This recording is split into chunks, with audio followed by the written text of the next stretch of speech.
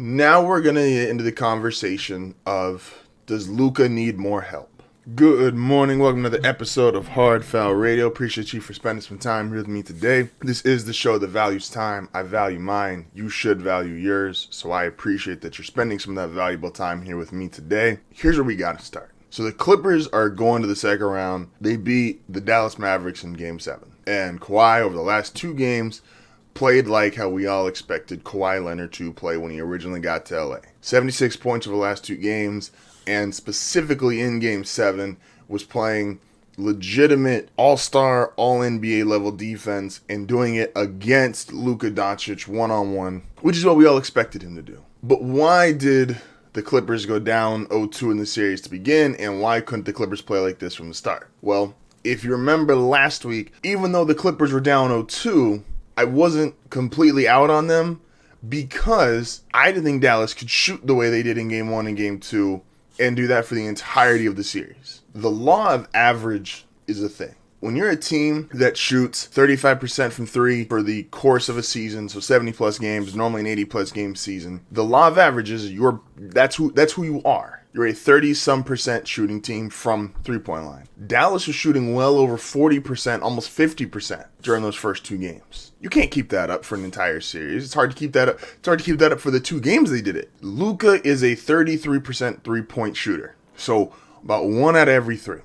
Well, he was shooting over 40% in those games 1, 2, and 5 where he was going off. Shooting over 40%. Everyone's got a game plan in the NBA. Luka, as great as he is, you are letting him shoot the three before you ever let him just probe, get into the paint at will, or get to mid-range. Because he is more effective, and the law of average, he is going to kill you and be more effective and be better if he is playing mid-range down. It's just the facts.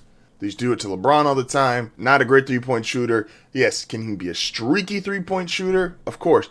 Can Luka be a streaky three-point shooter? Of course. When Luka was a streaky three-point shooter in games 1, 2, and 5, that's not who he is. The law of average, Luka's a 33% three-point shooter, and you're letting him shoot threes and saying, hey, you beat us this way, you beat us this way.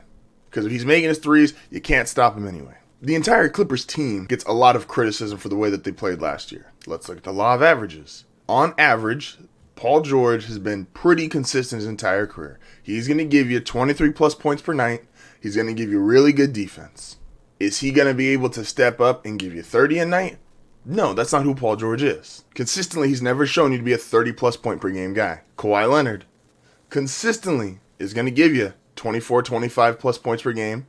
And he's going to give you this level all-NBA defense. That's who he is. We just saw, in comparison from last year to this year, a team like the Heat who had struck lightning, got a couple good matchups, got a couple quote-unquote lucky breaks. Miami's not who we saw them in the bubble last year. Miami is more like who we saw this year, which is a team that's going to play hard. Jimmy's a star, not a all NBA or superstar level guy, and they're going to lose those matchups against the really good teams or the great teams, the Phillies, Milwaukee's, a Brooklyn. If you go out west to a Utah and LA, those teams that are great, consistently, that's where Miami is going to be. You're going to have moments, you're going to have runs, you're going to have these times where you are playing out of this world, and Miami did that. Miami rode that all the way to an NBA Finals. But that's the difference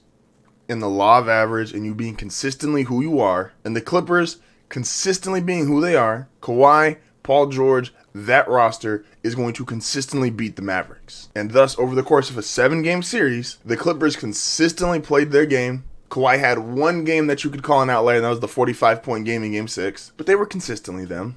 The way both those rosters are constructed right now, the Clippers and the Mavericks, you play 10 games, you played 100 games. The Clippers are going to win, on average, 4 out of 7 or 6 out of 10 of those games against the Mavericks. Segueing from there into something else that the Clippers did last night. Now we're going to get into the conversation of, does Luka need more help? This is why it's really hard. I love players like Dame, who has been with Portland his entire career and looks like loyalty is a really big thing to him with the organization and the organization to him. And we all love the fairy tale, one player, one team his whole career. We love Kobe being a Laker his entire career. We love Dirk being a Maverick his entire career. Tim Duncan being a Spur. Jeter being a Yankee. And this is why it's hard to convince someone to do it for the entirety of their professional career. Dame just had a series where you could argue he was the best player on the series. And there was multiple games, including the 50-point game, where he was obviously the best player on the floor. Luka just came off a series where you could argue he was the best player in the series, and definitively, for 4 of those games, he was the best player in that series. Both lost in the first round. We obviously know the story of LeBron being the best player how many times in his early part of his career in Cleveland, not winning championships, feeling like, well, I'm the best player on the floor, but I can't quite get this far without someone else. And then, something that I think became a lot more relevant with what we learned from LeBron's first run in Cleveland is that some guys, their number 2s aren't really number 2s. Mo Williams was a number 2 in Cleveland. More like a number 3. CJ McCollum has been a number 2 in Portland. I like CJ, but he's more like a number 3 on the championship team. Luka has Porzingis. Porzingis is maybe a number 3 on the championship team. Actually, and sometimes inconsistently might even be a number 4. A guy who is great and they're able to reach these pinnacles of greatness where they're able to score 40, 50-point games. And we all on Twitter, on our fans watching it on TV, we go crazy in our living room and we're tweeting out, oh my gosh, you just see Dame did. Oh, Luka's killing the Clippers. And we love to say that and we love to see that. How would you feel if you went to work, felt like you busted your ass for an 8-hour day, and then about 10 minutes left to go in your day, your boss rips you for something that you did? You're going to feel a way about it. That's the way these guys feel when they're scoring 40, 50 points a game, when they're having these crazy triple doubles, these amazing stat lines, and nothing happens. They don't get the win. Like, I just scored 40 points and I have to go home with a loss? We just saw with Russell Westbrook for 3 straight years in Oklahoma City put up insane numbers post Kevin Durant. The first year, averaging a triple double, 30 points a game, led the league in scoring, all those crazy games, game winners, lost in the first round. Second year, does it again, lost in the first round. This is why we might love loyalty, but it's hard to sell these guys who have a limited career window and say, yeah, stay here for 15 years. Never make it out. Kevin Garnett just went in the Hall of Fame. Kevin Garnett, Tim Duncan, and Kobe Bryant all went to the Hall of Fame. All 3 of them had a chance to be one team entire career. Tim and Kobe, they were one team entire career. Why? Because they won titles. Tim Duncan and David Robinson, then Tony Parker, Ginobili. He had a foundation, 5 championships. Yeah, I'll stay if I'm winning. Kobe, early in his career, Shaq, 3-peat. Yeah, I'll stay if I'm winning. And when they weren't winning, there was still, don't ever forget, 06, 07, that time frame, Kobe to Chicago was a possibility. Kevin Garnett was an MVP. Consistently, the Timberwolves were a high 40, 50 win team. Never got a championship. And after X amount of years, Kevin Garnett finally said, you know what?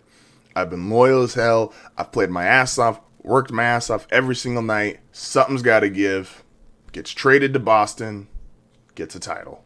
So when these guys are playing their ass off, working their ass off, you go to work for a whole day, you have a great day, and it ends on a bad note, what's your incentive to stay there? A paycheck? These guys are rich. To end your day with getting chewed out, or to end your day with a loss as an NBA player? And Dame's proven it. Dame has done everything he can for Portland. But it might be time for a change.